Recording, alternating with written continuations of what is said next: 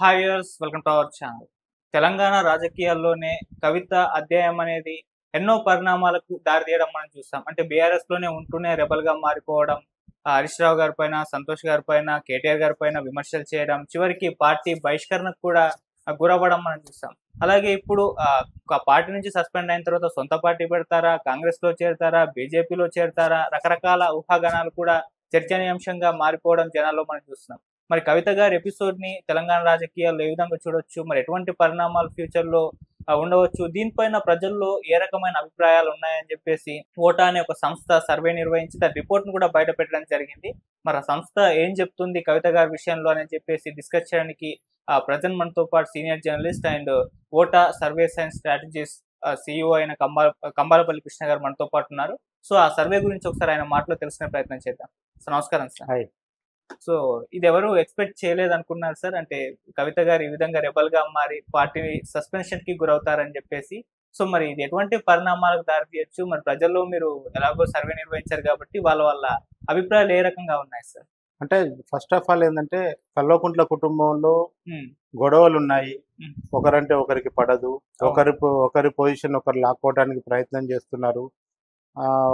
ఒకరికంటే ఇంకొకరు ఆస్తులు ఎక్కువ సంపాదించుకున్నారు. హ్మ్. ఈ గొడవ ఉందని తెలుసు గానీ, ఇంత స్థాయిలో ఉందనేది కవిత గారు బయటకొచ్చి చెప్పేంత వరకు ఎవరికీ తెలీదు. తెలీదు.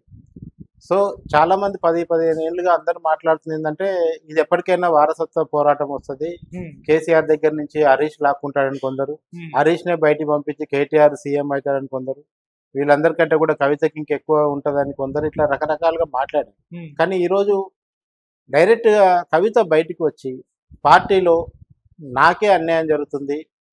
ఒక ఆడబిడ్డకి నాకే అన్యాయం చేస్తున్నారు. లేదంటే పార్టీలో నా చుట్టూ కుట్ర జరుగుతుంది అని ఆమె ఫస్ట్ టైమ్ తెలంగాణ భవన్‌లో కూర్చొని చెప్పినప్పుడు, హ్మ్. పార్టీ కూడా రెస్పాండ్ కాలేదు. అవును. అది ఆమె చెప్తుంది. హ్మ్. ఇది ఎవరు ఆరోపించాల్సిన అవసరం కూడా లేదు. ఓకే. అలాంటి టైంలో కవితను కూర్చోబెట్టి మాట్లాడుకుంటా అంటే కవిత వెళ్ళిపోయినా పర్వాలేదనే ఉద్దేశం అప్పటినుంచే పార్టీకుందా అనేది ఇప్పుడు డౌటొస్తుంది. ఓకే. ఇప్పుడు బయటికొచ్చిన తర్వాత మాట్లాడుకుంటే. హ్మ్.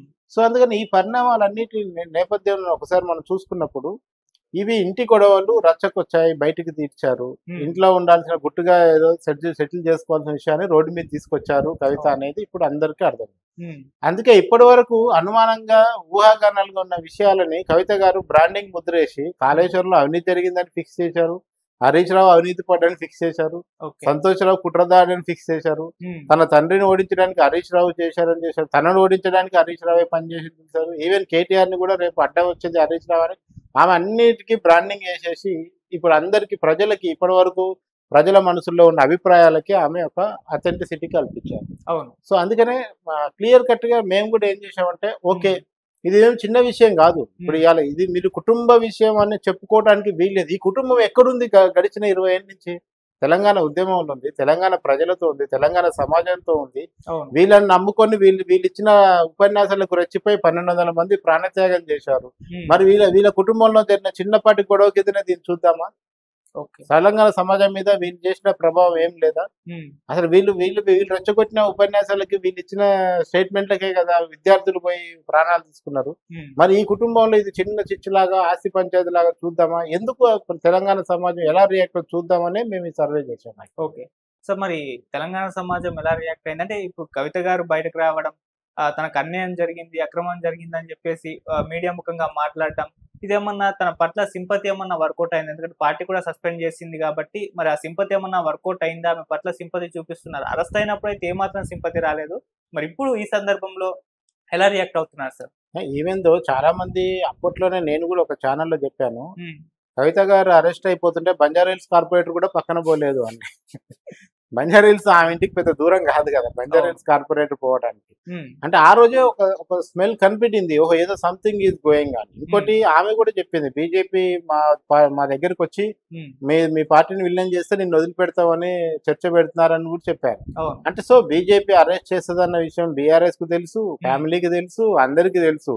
సో ఎవరో ఒకరిని బలియాలి గనుక కవిత గారిని బలిచ్చిర్రా అన్నట్టుగా కూడా ఆ రోజు పరిణామాలు మనకు కనపడుతున్నాయి. So okay. అందుకనే ఈ ప్రజల్లో ఉన్న ఒక అభిప్రాయం ఏందంటే, బీఆర్ఎస్ పార్టీని ఎంతో నమ్మకంతో గెలిపిస్తే వాళ్ళు 10 ఏళ్ళు ఎవరికి కనపడినన్ని తప్పులు చేశారు. ఇప్పుడు అధికారం మారింది కనుక ఆ తప్పులు బయటకు వచ్చాయి. లేకపోతే ఇవి కూడా ఇప్పటికి కూడా బయటకు రాకపోతుండే.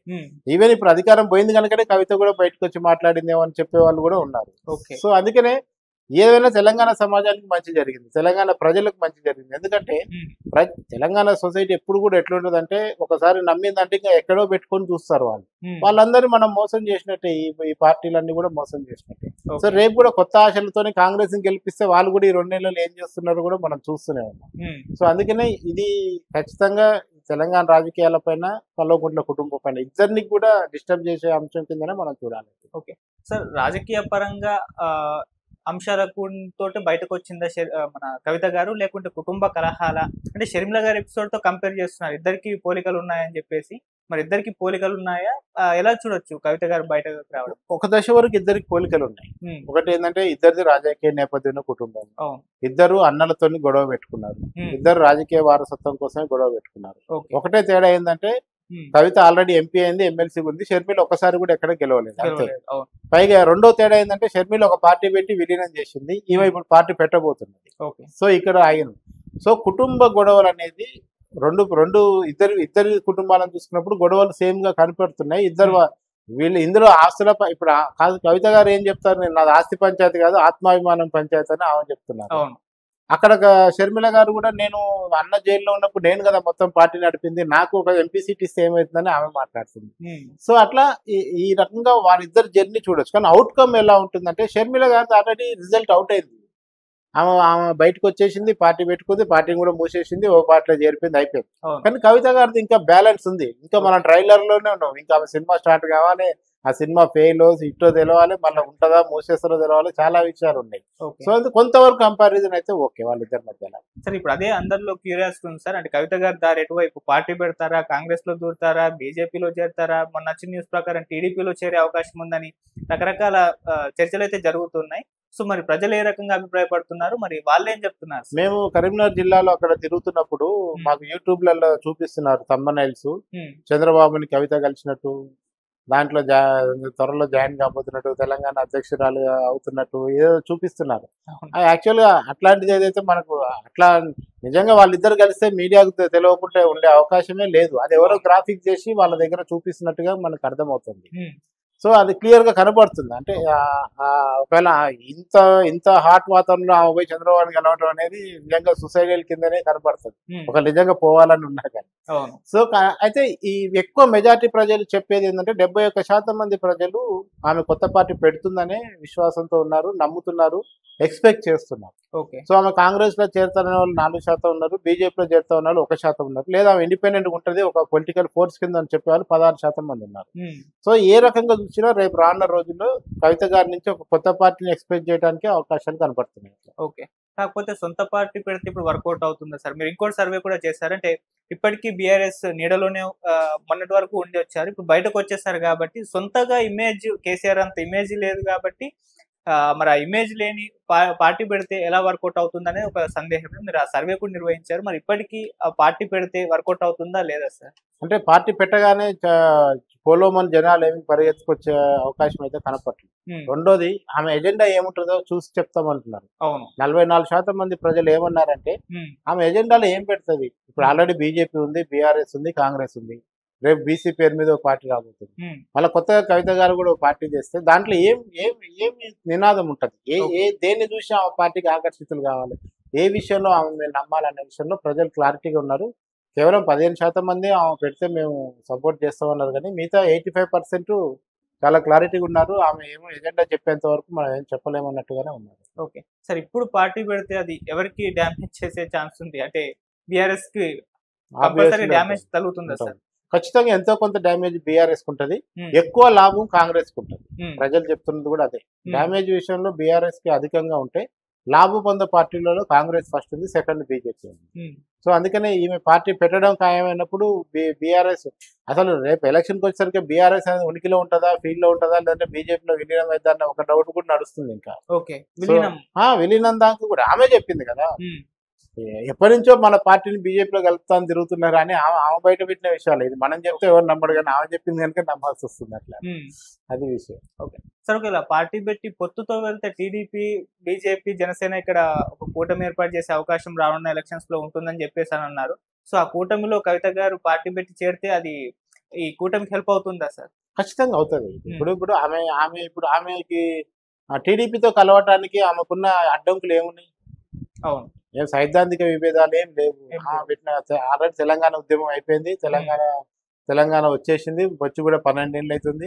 టీడీపీ ఇక్కడ నుంచి కనుమరుగైపోయింది, వెళ్ళిపోయింది, అంతా అయిపోయింది. ఇప్పుడు ఆమె బీజేపీతో, జనసేనతో, టీడీపీతో ఉన్న కూటమితో కలవటం వల్ల ఆమెకి రాజకీయంగా వచ్చే ఇబ్బందులు ఏమీ ఉండవు.